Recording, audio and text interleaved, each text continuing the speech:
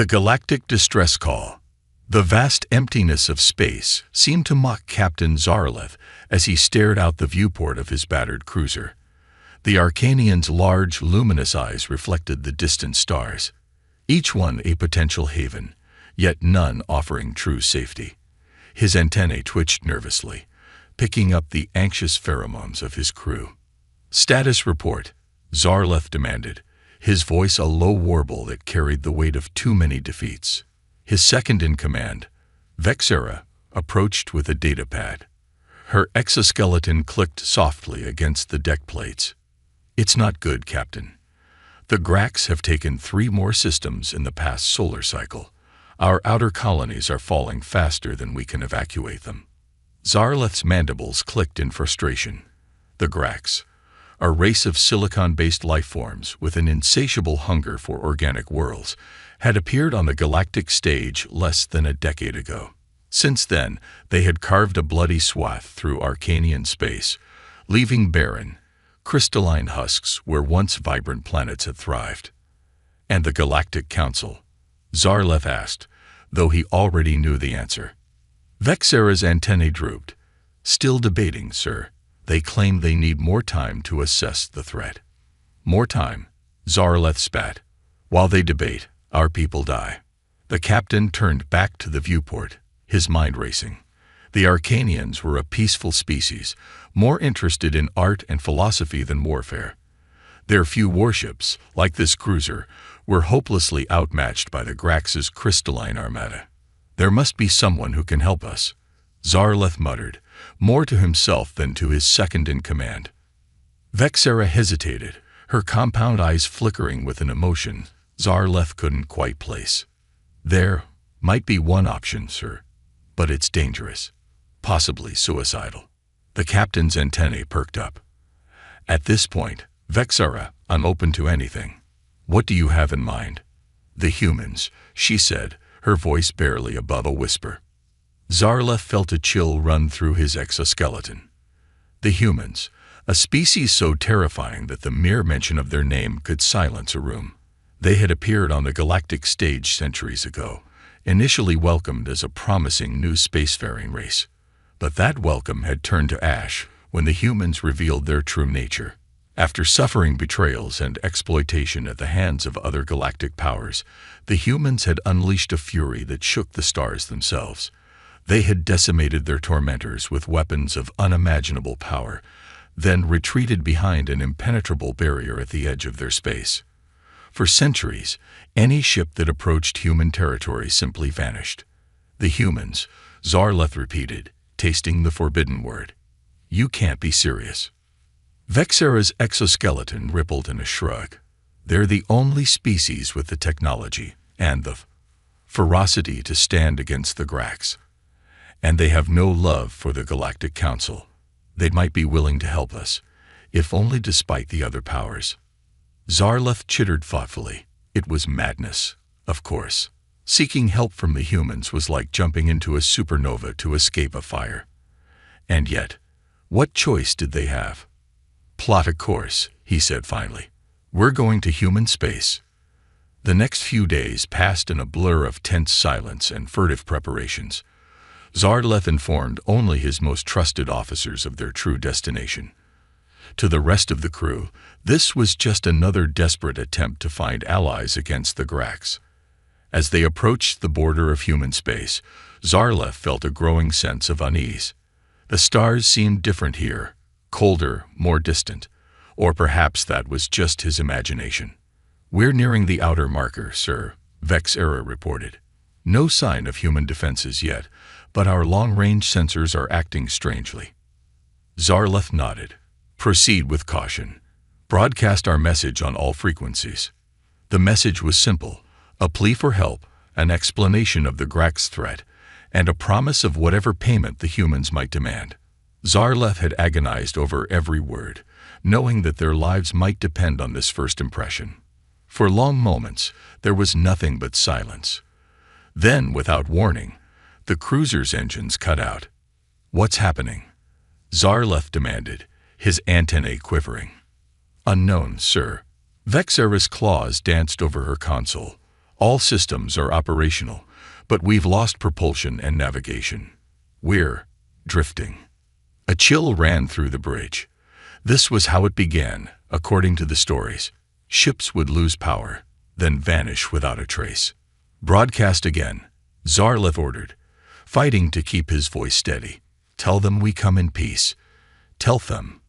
He was cut off by a blinding flash of light.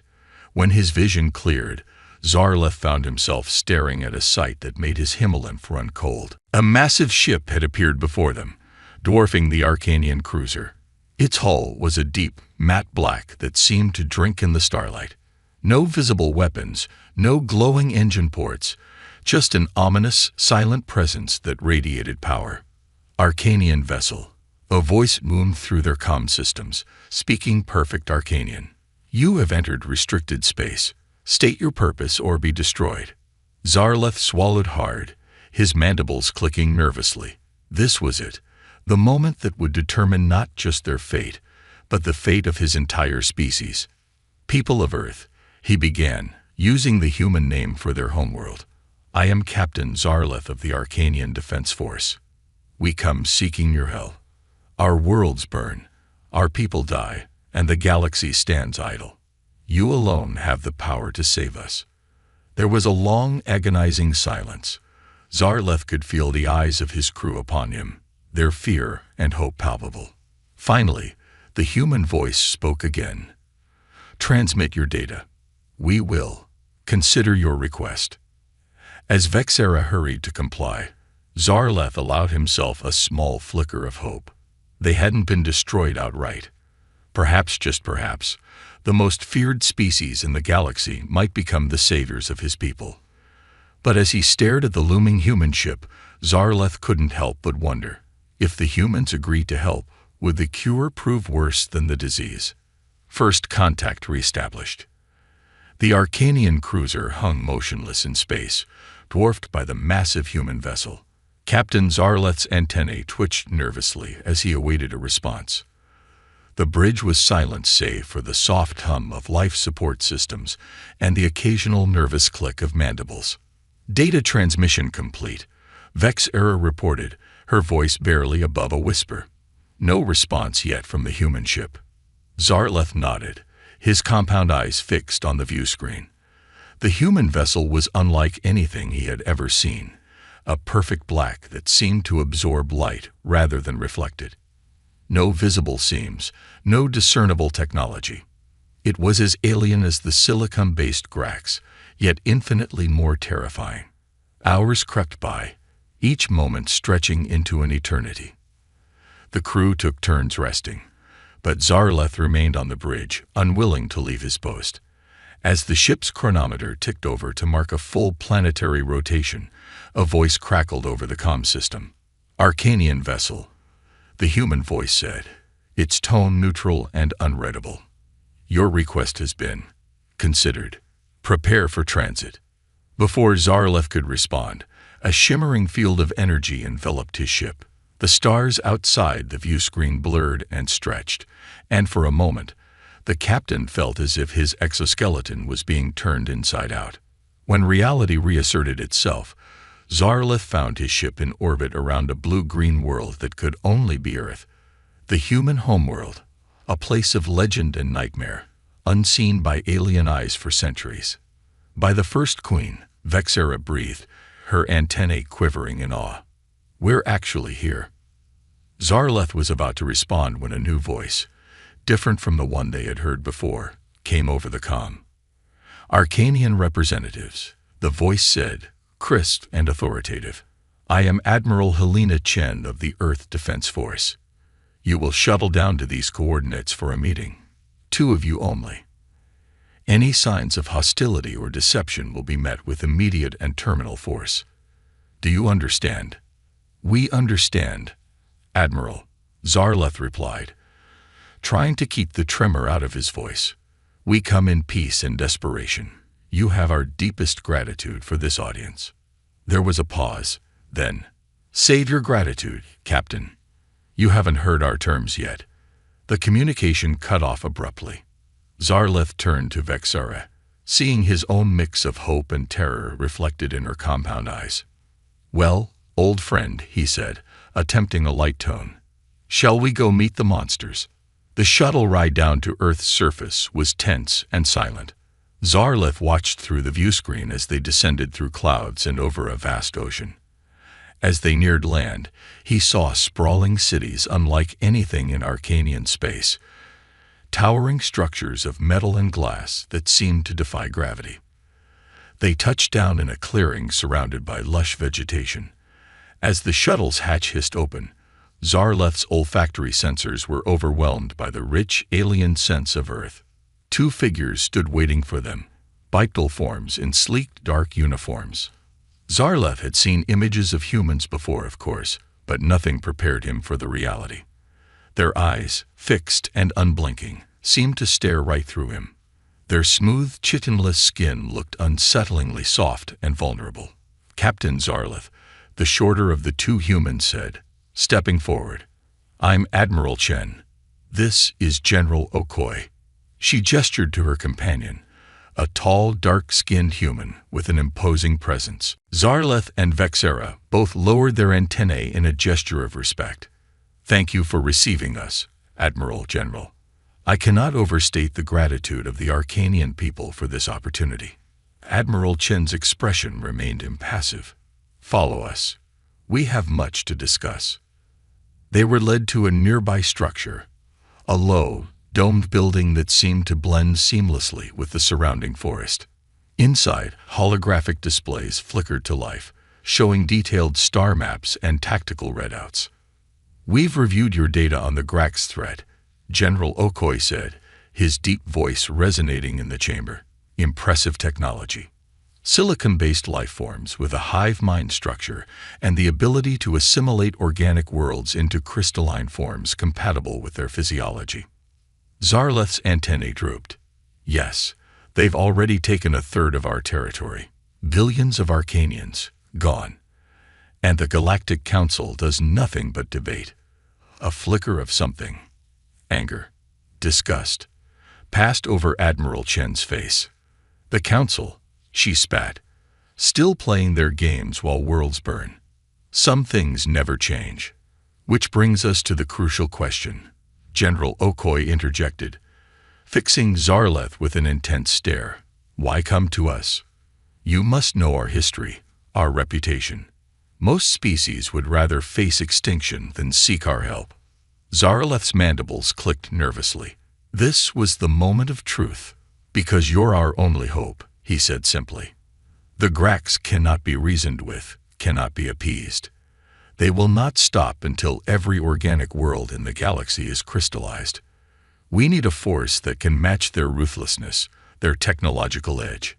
He paused, then added quietly, "We need the wrath of humanity." A long silence followed his words. The two humans exchanged a look that Zarleth couldn't interpret. Finally, Admiral Chen spoke. "You have no idea what you're asking for, Captain. The galaxy feared us for good reason. If we intervene, it won't just be against the Grax. The Old Order, the Council, the smug powers that sat back and watched as we were exploited and betrayed, they'll all fall." Zarleth felt a chill run through his exoskeleton. We just want to save our people. We don't seek to upset the galactic balance." General Okoye let out a sound that might have been a laugh. "The balance is already upset, my chidness friend. The Grax have seen to that. The question is, are you prepared for what comes after? A galaxy where humanity is once again a major player." The implications were staggering. Zarleth's mind raced, trying to weigh the immediate survival of his species against the long-term consequences of unleashing humanity upon the stars once more. What would be your terms?" he asked hesitantly. Admiral Chen's lips curled into a smile that sent a shiver down Zarleth's spine. "Oh, Captain, let's discuss what humanity requires in exchange for saving your civilization." As the negotiations began in earnest, Zarleth couldn't shake the feeling that he had just opened a door that could never be closed. The humans were willing to help, yes, but at what cost? And as he looked into their alien eyes, burning with an intensity he had never seen in any species. He wondered if he had just saved his people from one threat only to expose them to something far more terrifying. The fate of the Arcanians, and perhaps the entire galaxy, now hung in the balance. And humanity, long isolated and nursing ancient grudges, was poised to re-enter the galactic stage with a vengeance. Humanity unleashed. The Sol system buzzed with activity unseen for centuries. Massive shipyards, dormant for generations, flared to life. Swarms of automated constructors wove titanic vessels from dark matter and quantum-entangled alloys. Each ship was a testament to humanity's relentless drive for technological supremacy during their long isolation. Captain Zarleth watched in awe from the observation deck of Earth's orbital command station. Beside him, Admiral Chen wore a satisfied smile. "Magnificent, isn't it?" she said, her eyes reflecting the glow of a newborn dreadnought. The sword of Damocles' fleet, each ship capable of reducing a planet to its constituent atoms. Zarleth's antennae quivered. "It's overwhelming. But surely such destructive power isn't necessary. The Grax are formidable. But—" "Oh, Captain," Chen interrupted, her smile turning sharp. "You don't understand. This isn't just about the Grax. This is humanity's return to the galactic stage. We're not just going to defeat your enemies. We're going to reshape the cosmos." A chill ran through Zarleth's exoskeleton. What had he unleashed? Weeks passed in a blur of frenetic activity. Human scientists pored over Arcanian data on Grax technology, devising countermeasures. Special forces trained in simulated crystalline environments. And always, more ships joined the growing armada. Finally, the day of reckoning arrived. The combined human-Arcanian fleet prepared to make its first strike against a Grax-controlled system. Zarleth found himself aboard the flagship, HFY Nemesis, alongside Admiral Chen and General Okoi. The bridge hummed with quiet efficiency, a far cry from the chaos of Arcanian command centers. "Target system approaching," a young human officer announced. "Grax fleet detected. Composition matches intelligence estimates." General Okoi nodded. "Commence Phase 1. Before Zarleth could ask what Phase 1 entailed, space itself seemed to ripple. Hundreds of small, sleek vessels blinked into existence around the Grax fleet. "Quantum ghost drones," Admiral Chen explained, noting Zarleth's confusion. "Unmanned ships that exist in a state of quantum superposition, undetectable until they materialize." The drones swarmed the surprised Grax ships, their weapons emitting beams of coherent dark matter that sliced through crystalline hulls like paper.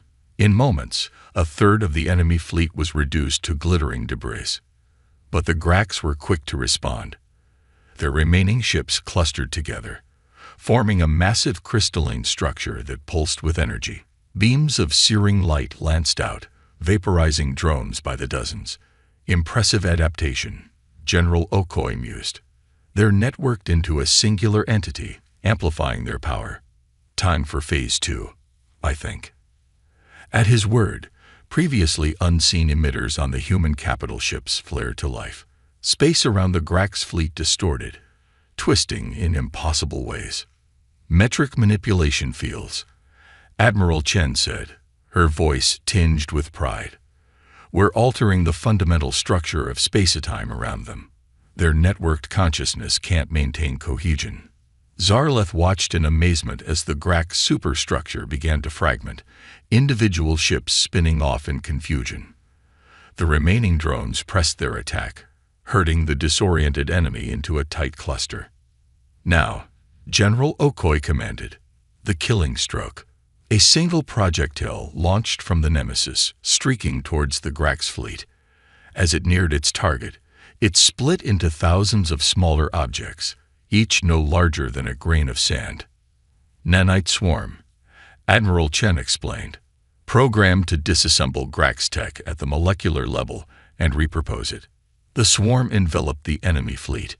Zarleth watched in horrified fascination as the mighty Grax ships seemed to dissolve, transformed into a glittering cloud that pulsed with a strange ethereal light. "What? What's happening to them?" he asked, his voice barely a whisper. General Okoye's expression was grim. "We're rewriting their base code, turning their own adaptive nature against them. Those nanites are transforming the Grax into a new form of computronium, slave to our command." Zarleth felt his legs grow weak. The entire battle had lasted less than an hour, and a significant Grax fleet had been not just defeated, but utterly subsumed. "This," he chittered, struggling to find words, "this goes beyond mere victory. You've unmade them at the most fundamental level." Admiral Chen turned to him, her eyes blazing with an intensity that made Zarleth want to shrink away. "Exactly, Captain. This is the price of human intervention. We don't just win wars. We rewrite reality itself to suit our purposes."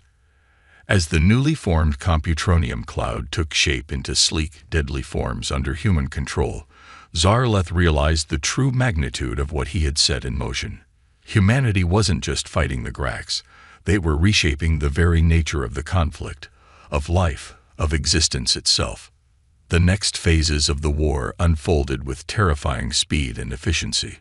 System after system fell, or rather, was transformed, under the relentless human assault. The Grax, for all their adaptive capabilities, found themselves outmatched at every turn. Arcanian refugees streamed back to their liberated homeworlds, only to find them transformed. Where once there were crystalline wastelands, now there were thriving ecosystems, rebuilt and enhanced by human terraforming technology. But it wasn't just Arcanian space that felt the impact of humanity's return. Other galactic powers watched in growing alarm as the human sphere of influence expanded. The Galactic Council, long dormant in the face of the Grax threat, now scrambled to respond to this new shift in the balance of power. As Zarleth stood on the surface of his restored homeworld, watching the sun set over a skyline both familiar and alien, he was approached by a somber-looking Vexera. "Captain," she said, her antennae drooping. "Word from the front lines. The humans, they're not stopping with the Grax-controlled systems. They're pushing into neutral space, securing their borders, they say." Zarleth felt a weight settle in his thorax. "And the Council?" "In chaos. Some are calling for immediate action against the humans. Others are seeking to curry favor, offering resources, territories." The Arcanian captain gazed up at the darkening sky, where the first stars were becoming visible. Among them, he knew, humanity's fleets were reshaping the very fabric of galactic society. "What have we done, Vexera?" he whispered. "We sought saviors and unleashed conquerors." His second-in-command was quiet for a long moment. "Perhaps," she finally said, "but can you truly say our galaxy was better before? Stagnant, corrupt, willing to sacrifice entire species to maintain the status quo?" Zarleth had no answer. As night fell on the reborn Arcanian homeworld, he could only wonder what new dawn awaited the galaxy under humanity's ascendant star. The war against the Grax was all but won. But the true test, the forging of a new galactic order under human dominion, was only just beginning. The tide turns. The war room of the HSS Nemesis hummed with activity as holographic displays flickered with real-time battle data from across the galaxy. Captain Zarleth stood to the side, his compound eyes struggling to process the sheer scale of the conflict unfolding before him. Admiral Chen strode into the room, her presence immediately commanding the attention of every being present, human and alien alike. "Status report," she barked. A young human officer, his uniform adorned with insignia Zarleth didn't recognize, stepped forward. "Operation Sunforge is proceeding as planned, Admiral. The Grax have fallen back to their core systems, but our latest intelligence suggests they're preparing for a final desperate stand." Chen's eyes narrowed. "And the artifact?" The officer's expression tightened. "Located, ma'am, but heavily defended. The Grax seemed to know its importance." Zarleth's antennae twitched with curiosity. "Artifact? What artifact?" For a moment, he thought the Admiral would ignore his question. But then she turned to him, her gaze intense. "Captain, What do you know about the origins of the Grax? Taken aback by the sudden question, Zarleth chittered nervously. They appeared suddenly, from the galactic core region. Our scientists theorize they might be an ancient species awakened from some form of hibernation. But, close, Chen interrupted, but not quite correct.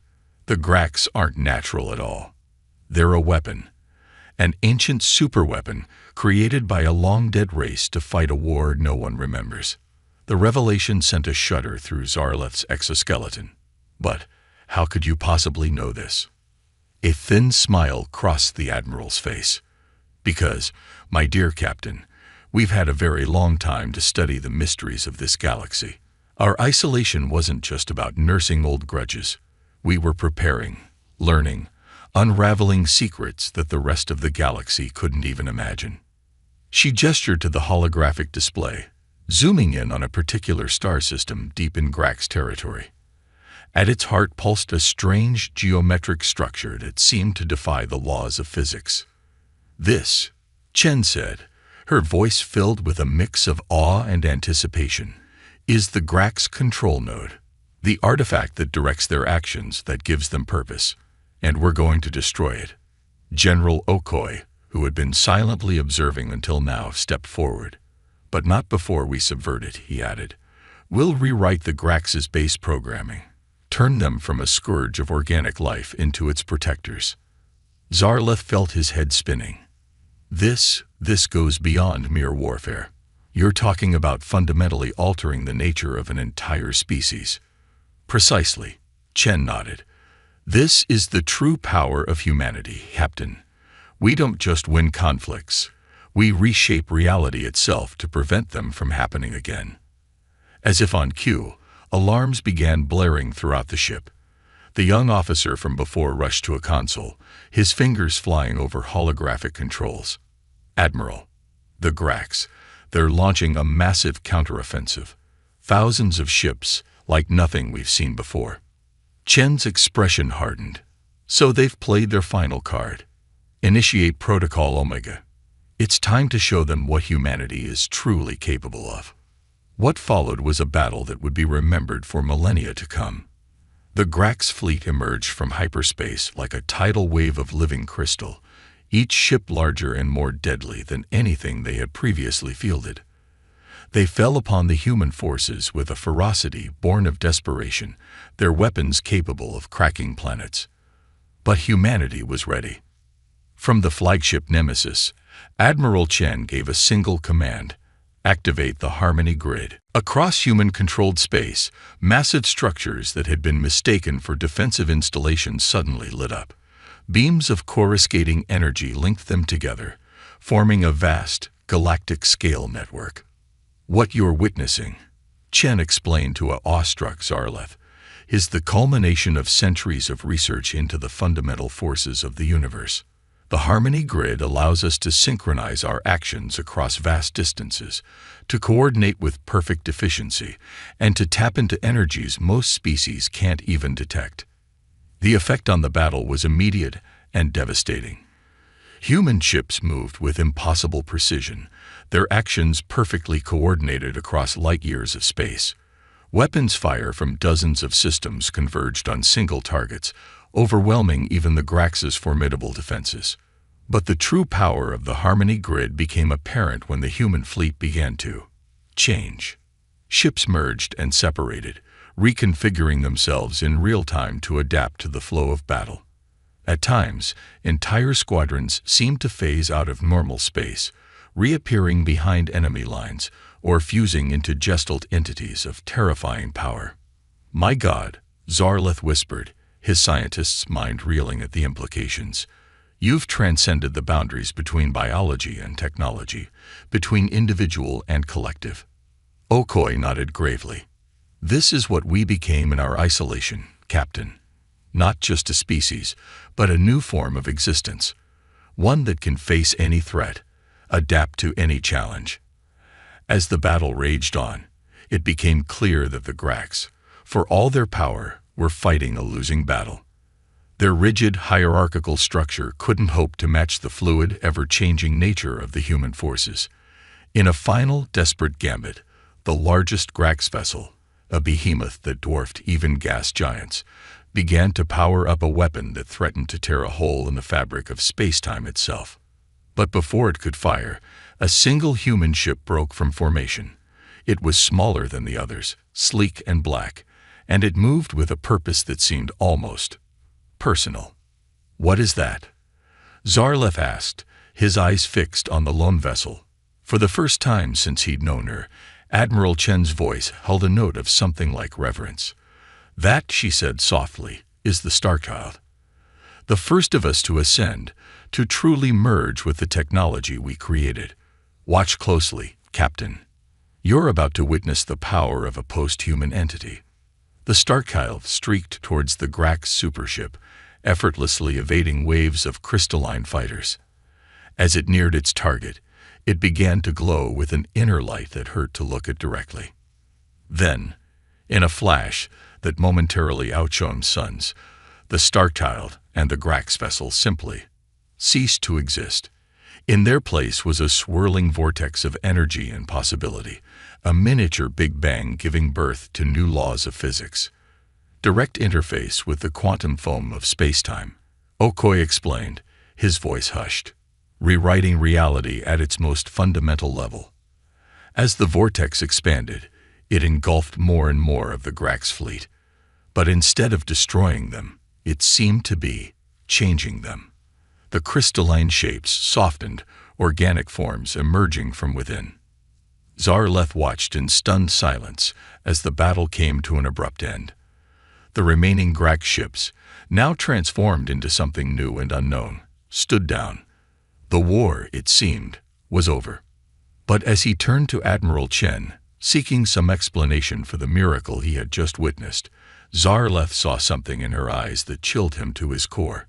It wasn't triumph or relief he saw there. It was hunger. "Well, Captain," Chen said, her gaze sweeping over the holographic display of a galaxy forever changed. "Shall we discuss the terms of peace? I think you'll find that humanity has some interesting proposals for the future of galactic governance."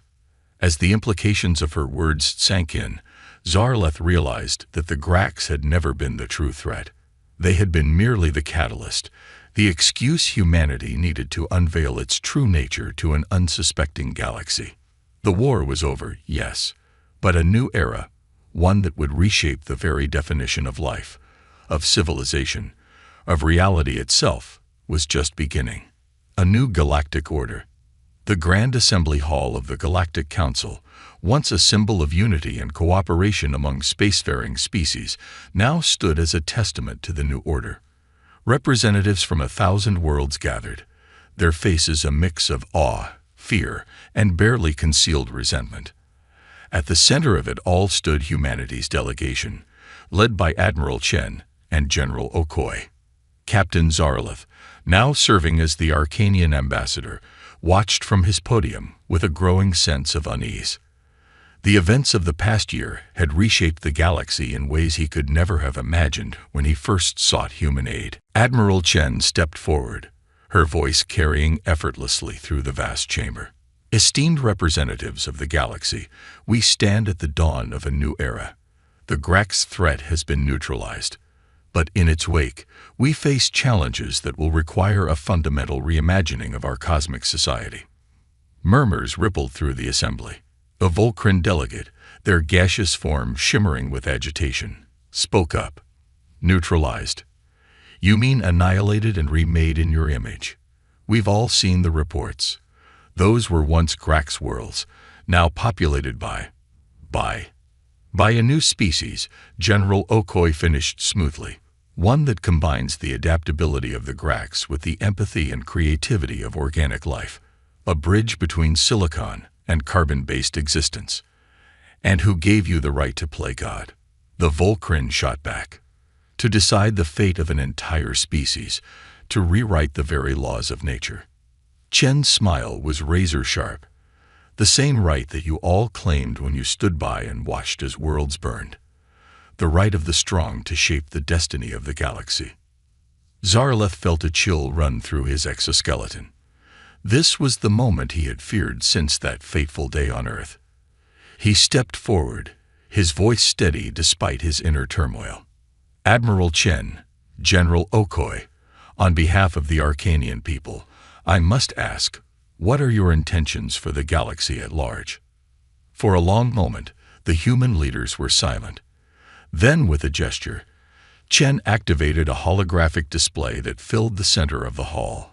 It showed a galaxy transformed, worlds linked by shimmering energy conduits, vast structures orbiting stars, and at the heart of it all, Earth, pulsing with power. "What you see before you," Chen began, her voice filled with a fervor that was both inspiring and terrifying, "is the future. A galaxy united not by politics or treaties, but by technology. The Harmony Grid, which allowed us to defeat the Grax, will be expanded to encompass all inhabited worlds." Gasps and exclamations filled the hall. Okoi raised a hand for silence. "This is not an option, but a necessity. The Grax were just the beginning. There are threats lurking in the dark between the stars that would make them seem like a minor inconvenience. Humanity has seen them, has prepared for them. And now we offer you the chance to stand with us against the coming storm. And if we refuse?" A Meridian counselor asked, their crystalline form vibrating with tension. Chen's expression hardened. "Then you will be left behind. The Harmony Grid is not just a defensive network. It's the next step in evolution. Those who join will have access to technologies and abilities beyond your wildest dreams. Those who don't." She left the threat unspoken, but its weight settled over the assembly like a shroud.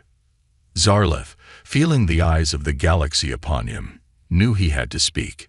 "Humanity saved us when no one else would. They defeated a threat we thought unbeatable.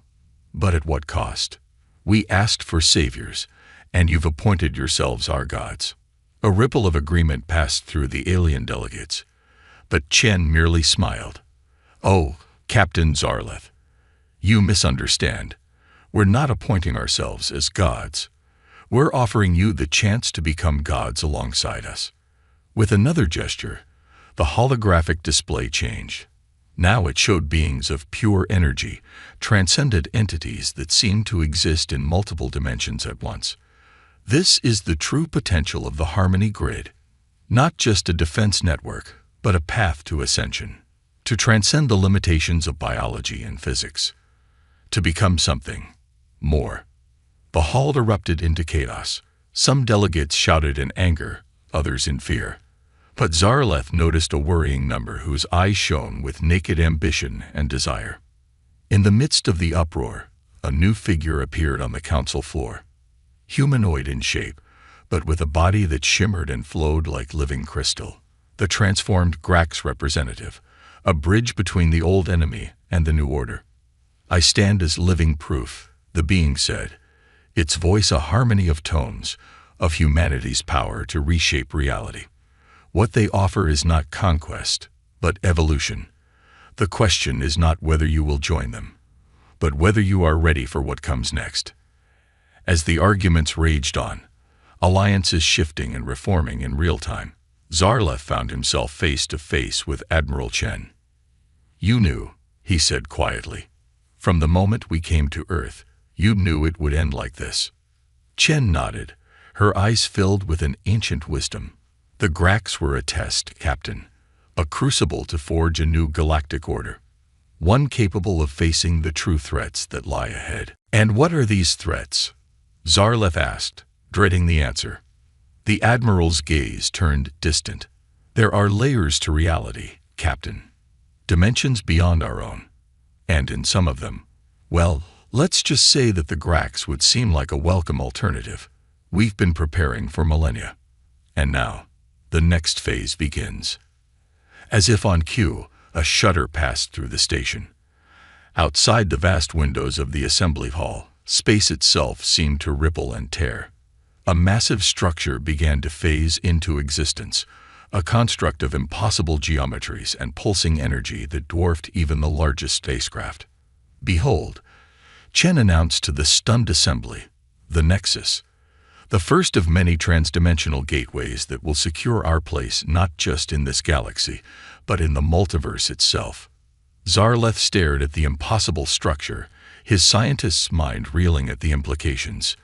In that moment, he understood that the galaxy, no, the universe, he had known was gone forever. Whether this new age would be a utopia of transcendent beings or a dystopia ruled by post-human gods remained to be seen. As the Nexus flared to life, bathing the assembly in otherworldly light, Zarleth remembered his desperate plea to the humans so long ago. They had answered yes, but their answer had reshaped the very fabric of existence. The Grax were defeated. The galaxy was saved. But as the first tendrils of transdimensional energy reached out from the Nexus, Zarleth couldn't help but wonder. At what cost, and what new challenges awaited them beyond the boundaries of their own reality? As humanity led the galaxy into an uncertain future, one thing was clear. The era of singular species and isolated worlds was over. A new cosmic order was dawning, with humanity at its helm, guiding the destiny of not just one universe, but potentially infinite realities. The story of the galaxy, of existence itself, was about to enter a chapter unlike any other. And it all began with a desperate plea from a dying race, answered by a humanity that had transcended the very concept of humanity itself. The humans had answered, and the universe would never be the same.